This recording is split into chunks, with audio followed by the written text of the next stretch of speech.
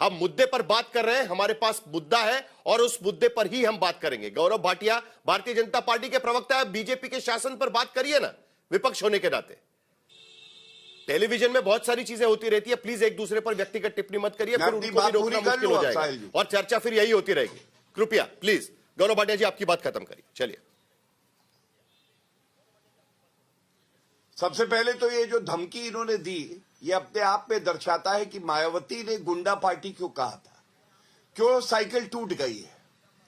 व्यक्तिगत टिप्पणी यहां कर रहे थे, बीच में बोल रहे थे, तो एक बात बोलूंगा, मेरा पजामा छोड़िए, अखिलेश यादव जी का पजामा किसने उतार दिया बेइज्जती करके, चर्चा में गवार दिखे, वो सबके सामने आ गया। कम से कम अखिलेश यादव का पजामा मत उतारा करिए, पढ़ लिख के आइए। और सुनिए साहिल जी, गौरव भाटिया जी जो मैंने उनको बोला वही आपको भी बोल रहा हूं, ऐसे बोला जाता है, जो उनको मैंने बोला वही आपको भी बोल रहा हूं। एक स्तर बनाए रखते हैं हम सब लोग, मैंने उनको इसीलिए टोका था, आपको भी वही बताने की जरूरत नहीं है मुझे, आपको पता है मैं क्या बोल रहा हूं। साहिल भाई आप कैमरा थोड़ा ध्यान रखना, कैमरे का ध्यान रखना। धन्यवाद। तो मैं अब अपने बिंदु रखूंगा, बिंदुवार तरीके से चर्चा करूंगा। चलिए बिंदु पर आइए। सबसे पहले देखिए, ठीक, हाँ, धर्म ढूंढ लेते हैं। धर्म की राजनीति, सांप्रदायिक राजनीति कौन करता है मैं आपको बताता हूं। इनका मैनिफेस्टो पढ़िएगा। कह रहे थे मुसलमानों पे आतंकी मुकदमे जो लगाए गए हैं वो झूठे हैं, हम वापस ले लेंगे। धर्म ढूंढ लिया आतंकियों का, क्योंकि मुसलमान थे। घुसपैठियों का धर्म ढूंढ लेते, वापस मत भेजो, इलू इलू करेंगे क्योंकि मुसलमान हैं। और छोटी छोटी बच्चियां जो 10वीं पास और 12वीं पास, इनका मैनिफेस्टो पढ़िएगा। उसमें लिखा है कि अगर मुसलमान बच्चियां 10वीं क्लास पास करेंगी तो 30,000 रुपए देंगे, हिंदुओं को नहीं देंगे, सिख को नहीं देंगे, ईसाई को नहीं देंगे। तो ये तो धर्म ढूंढने का काम करते हैं। दूसरी बात, इनका तर्क क्या है? इनका तर्क इन्हीं की तरह खोखला है जैसे इनकी टूटी साइकिल है। इनका तर्क ये है कि देखिए दूसरे धर्म के लोग भी गलत करते हैं।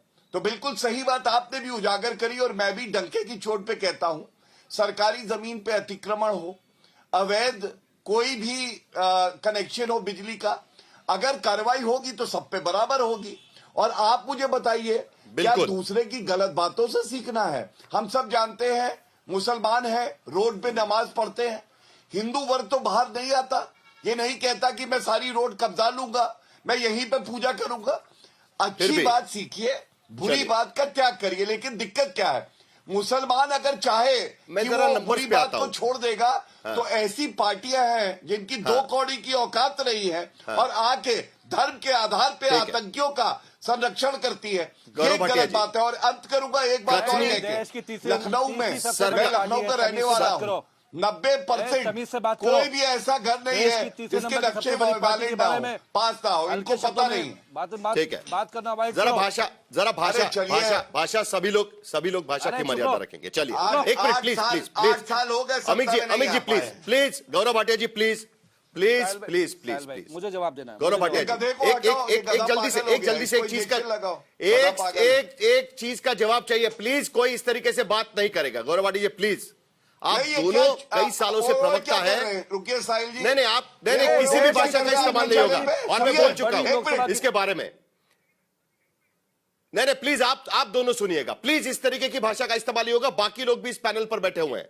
मेरा सवाल गौरव भाटिया जी आपसे है, आप मेरी बात सुनिएगा। मेरा सवाल आपसे है, सरकार की कथनी और करनी में भी फर्क नहीं होना चाहिए। यह बात सही है कि अवैध निर्माण पर कार्रवाई होनी चाहिए और उसका समर्थन किया जाएगा, लेकिन उसके साथ साथ आंकड़े क्या कहते हैं? देखिए 2009 में सरकार के तरफ से सर्वे किया गया था, 40,000 अवैध धार्मिक स्थल अवैध पाए गए थे। 40,000 स्थल धार्मिक स्थल अवैध पाए गए थे।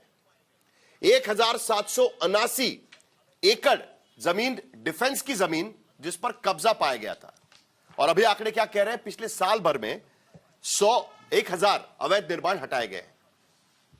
यानी अवैध निर्माण का तो पूरा पुरजोर आपके पास में एक तैयार लिस्ट, फेरिस्त पड़ी हुई है वहां पर, और कार्रवाई सिर्फ 350 धार्मिक स्थलों पर हो पाई अब तक। नहीं, यह भी तो सवाल पूछा जाएगा ना साहिल जी।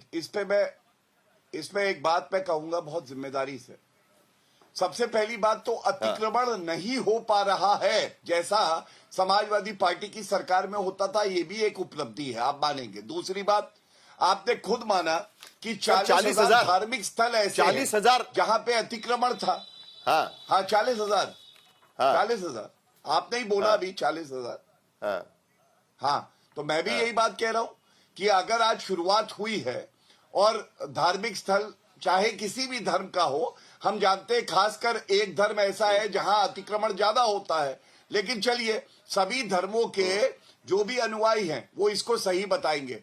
दूसरी बात मत भूलिएगा साहिल जी, जो मैं आपसे बताने जा रहा हूं, आप याद करिए 1 साल पहले योगी आदित्यनाथ जी ने एक आदेश दिया था, लाउड स्पीकर किसी भी धार्मिक स्थल पे एक समय के बाद नहीं बजेगा और अगर वो इलीगल होगा तो हटाया जाएगा। लाउड स्पीकर हटाए गए मस्जिद से भी, लाउड स्पीकर हटाए गए मंदिर से भी। तो यही तो दिखाता है समानता, यही तो दिखाता है संविधान का राज, कि ये नहीं देखा जाता कि अतिक्रमण मैं तो कौन सिर्फ कर ये रहा है, देखता हूं कौन लाउड स्पीकर कि गलत लगा रहा है। श्रावस्ती, कार्रवाई बहराइच, होगी तो सिद्धार्थनगर, होगी। महाराजगंज, पीलीभीत, बलरामपुर, लखीमपुर खीरी, यहां पर अवैध धार्मिक निर्माणों पर कार्रवाई की गई। सिर्फ 350 अवैध निर्माणों पर कार्रवाई की गई, वो भी पिछले साल भर में।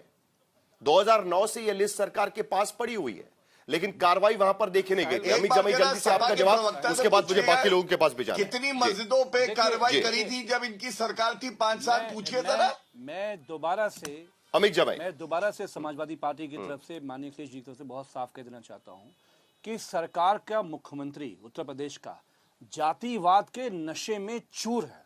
हर दिन ब्राह्मणों का फेक इनकाउंटर ना हो, दलितों का, पिछड़ों का, मुसलमानों के घर पे बुलडोजर न चले तो वो नाश्ता नहीं करते हैं।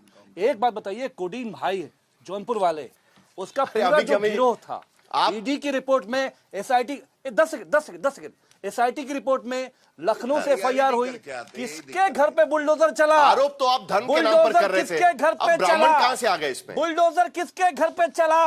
अगर वही कोडीन भाई ब्राह्मण होता, पिछड़ा होता, दलित होता तो अब तक तो मुख्यमंत्री का दफ्तर लंका लगा चुका होता।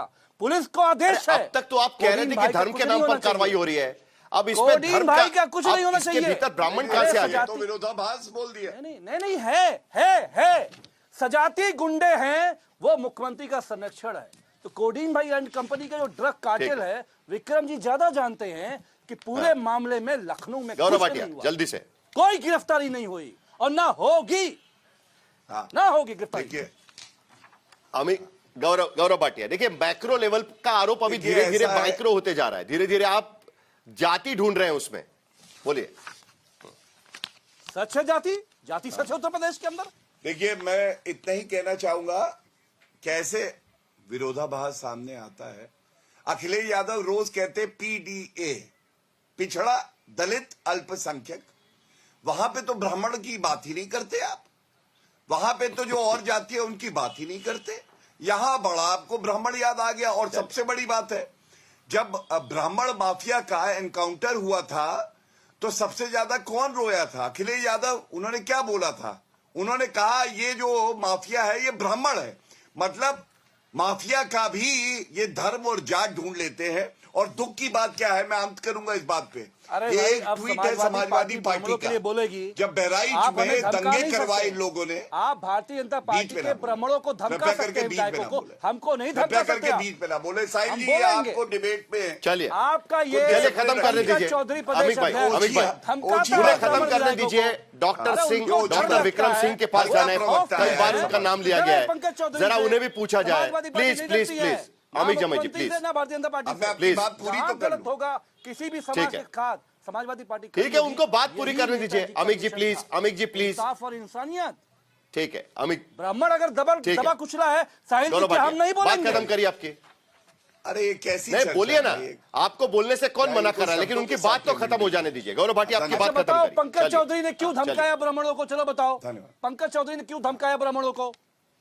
क्षत्रियों को नहीं धमकाते हैं। अरे आप तो कहीं और डिबेट लेके जा रहे हैं। चर्चा जरा अमित जी को शांत करिएगा प्लीज। बोलना है अरे तो हम बोलता गौरव रहे। भाटिया, हमको लगता है चलिए। समाजवादी पार्टी का कुत्ता काट गया है। गौरव भाटिया धन्यवाद। बोलिए। नहीं प्लीज प्लीज प्लीज। हाँ मैं बता रहा हूँ, देखिए समाजवादी पार्टी किस तरह से राजनीति करती है, मैं आपको एक उदाहरण देता हूं, पूरा देश देखे, शर्मसार हो जाएंगे आप। बहराइच में जब मुसलमानों ने पथराव किया वर्दी पर, तो इन लोगों ने किसका साथ दिया? इन्होंने जो पथराव कर रहे थे, जो हुड़दंग फैला रहे थे, उनका साथ दिया और कहा मुस्लिम इलाके से अगर हिंदू जुलूस जाएगा तो ऐसा ही होगा। साहिल जी आप बताइए, बीच में ना बोले। बीच में ना बोले। आप मुझे साहिल जी ये बताइए, क्या हिंदुस्तान में हिंदू इलाका अलग है और मुस्लिम इलाका अलग है? यही तो जिन्ना की सोच है जो समाजवादी पार्टी में अखिलेश यादव तो आगे नहीं है बढ़ाते ना। हैं। भैया भारत का कोना कोना तो हर नहीं है भारतीय ना। का है। इसीलिए सवाल उठता है तो कि भाई ये समाजवादी 40,000 पार्टी के अवैध लिए निर्माणों के बाद हिंदू जुलूस मुस्लिम एरिया से जा रहा है, सिर्फ संभल के इसलिए भीतर दंगा हो कार्रवाई रहा है। क्यों हो रही है?